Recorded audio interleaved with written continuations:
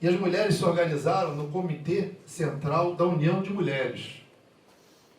Elas vão se organizar e vão ter, elas próprias, o seu veículo, o seu jornal, né, desse Comitê Central da União das Mulheres. Uma das grandes figuras desse comitê é a Louise Michel, que aqui aparece na imagem, usando, né, envergando aí o uniforme da Guarda Nacional. Muitas mulheres optaram por vestir os uniformes da Guarda Nacional e participarem das barricadas. Não foram poucas, numericamente não foram poucas. A gente, infelizmente, não tem essas imagens todas registradas, como aqui o caso da Louise Michel. Eu gostaria, né, que a Cristina lesse esse fragmento. Eu acho que ele é muito... lê aqui pra gente. Nossos inimigos são os privilegiados da ordem social presente. Todos aqueles que sempre viveram de nosso suor, que sempre engordaram com a nossa miséria. Eles viram o povo se levantar gritando: nenhum dever sem direito, nenhum direito sem dever. Desejamos o trabalho, mas para guardar o produto dele. Chega de exploradores, chega de senhores. O trabalho é o bem-estar para todos. O governo do povo por si, a comuna, viver livre trabalhando ou morrer combatendo. Eu acho, inclusive, que esse fragmento é uma síntese do espírito dos 72 dias, né, da Comuna de Paris. Pode passar, por favor. Aí nós temos, por exemplo, refeitórios que foram criados nos bairros.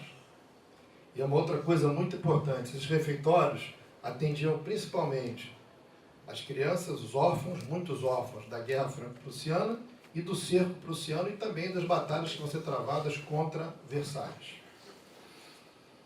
Esses refeitórios, eles vão ser criados à revelia do governo da Comuna.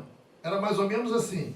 As pessoas nos bairros faziam as coisas, enviavam para o governo da Comuna o que estava acontecendo nos bairros, e aí o governo da Comuna publicava a lei.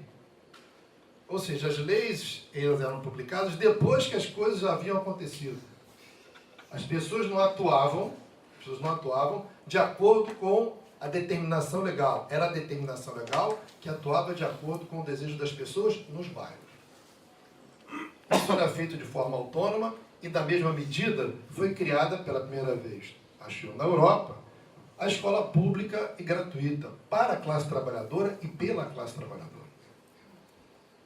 Até então não existia aquilo que nós chamamos hoje de escola pública gratuita. Tá? Nós estamos falando, obviamente, do modelo napoleônico, da Politecnia napoleônica, que não tinha nada de gratuita e muito menos de proletária. Não é? Aqui, as escolas, assim como as cantinas municipais ou coletivas, né, os comedores, como alguns chamam, vão chamar depois mais em castelhano, tá? Essas instituições são criadas nos bairros por uma necessidade concreta. Algumas igrejas, inclusive, passaram a servir de refeitórios, de cantinas. Não só de cantinas, como também de escolas. Alguns clubes passam a funcionar em igrejas. Tá? Em alguns momentos, em alguns bairros, as missas foram abolidas. E no lugar delas, reuniões públicas para discutir a política dos bairros, a necessidade dos bairros. Então é bom que se diga que, a despeito das posições políticas que vigoravam no Comitê Central, ou naquilo que nós chamamos de governo da Comuna, lá, reunido no prédio da Prefeitura de Paris, tá? Esse governo não governava Paris. Esse governo apenas reconhecia o governo real que acontecia nos bairros, nos 20 distritos de Paris. Isso é fundamental, porque isso é a radicalização do processo federalista. E o federalismo não é autonomia administrativa. O federalismo é a radicalização das posturas de expropriação que vão acontecer durante a Comuna. Expropriação de fábricas, tá? Na questão feminina, por exemplo, a Comuna avançou em alguma medida. Por exemplo, quem reconhecia a paternidade da criança era a mãe, não o pai. Não era o pai que reconhecia a paternidade, porque a maior parte dos pais não reconhecia a paternidade por motivos óbvios. Eram as mulheres que decidiam quem era o pai da criança que estava nascendo. era a elas atribuída, na verdade, tá, a identidade do pai, e não ao pai. Tá? Então pode parecer uma coisa pequena, mas para a época não é pequena. Principalmente no momento de grande crise social, onde os homens, em geral, fugiam das suas obrigações do ponto de vista da sobrevivência material dos seus filhos. Não é? E aí vem a questão, a comuna não deu o voto feminino. As mulheres não votaram na comuna, talvez por vários motivos. E aí não estou querendo justificar, é apenas um dado da realidade. A comuna durou 72 dias. E vou dizer mais que tudo, eu acho, me parece, que pessoas como Luiz Michel estavam mais preocupadas em transformar os seus bairros do que em garantir o seu direito ao voto. Elas não eram sufragistas, eram revolucionárias. E elas estavam com as armas nas mãos.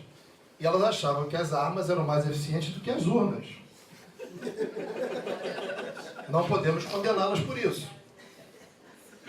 Eu acho que a história recente do Brasil nos dá talvez assim, uma aula de como as urnas são ineficientes para promover a transformação e o bem-estar geral de uma população. De qualquer maneira, essas mulheres, que fizeram as cantinas, que fizeram as escolas, que pegaram em armas, vamos lembrar que esses bairros como Montmartre, por exemplo, foram os últimos bairros a caírem nas mãos dos versalheses quando houve a entrada, quando houve a invasão de Paris, pelas tropas do governo. E quem estava na barricada, era Luiz Michel. As mulheres preponderavam em muitas das barricadas nos bairros. Isso é muito importante, porque é uma outra forma de organização, onde o voto, no sentido da representação, passou a dizer muito pouco. Onde a ideia do voto, da representação, começa a ser substituída pela lógica dos chamados mandatos imperativos, na revogação, na possibilidade de revogação, da delegação de qualquer representante eleito no bairro. Por exemplo, a comuna estabeleceu que nenhum dos seus delegados poderia receber um salário maior do que a média salarial de um operário qualificado de Paris.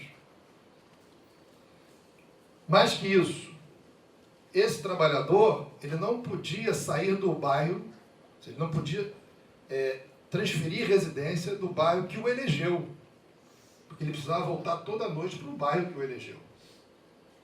Até para que ele fosse cobrado daquilo que ele prometeu e não fez, e daquilo que estava acontecendo no bairro, e que ele poderia parecer alheio a essa vontade coletiva. Isso tudo aconteceu durante a comuna, nos seus escassos 72 dias. Vou passar, por favor. E aí nós temos aqui um conjunto de imagens, de Mulheres em Luta, da Luiz Michel, também, pode passar. Aqui é um clube só de mulheres. Então, vocês podem ver que não é uma fotografia, mas é um desenho que é muito fidedigno ao que acontecia nesses clubes só de mulheres, em geral nos bairros mais precarizados, mais proletarizados. Pode passar. Desenho aqui das mulheres lutando nas barricadas, defendendo os seus bairros. Aqui uma homenagem que eu faço a mulheres importantes da comuna, André Léo, Elizabeth Dmitriev, aí vocês podem ver a Pauline Mink, aqui deu uma desconfigurada, muitas mulheres que infelizmente permanecem anônimas para nós, para a esmagadora maioria de nós, ou quase totalidade. Se não passa muito rápido não, porque eu acho que é o momento para a gente ver.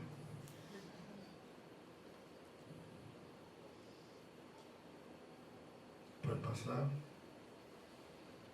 Mulheres que, inclusive, ou foram fuziladas ou foram deportadas para prisões oceânicas ou para as áreas coloniais, como a Nova Caledônia, que foi o caso da Luiz Michel.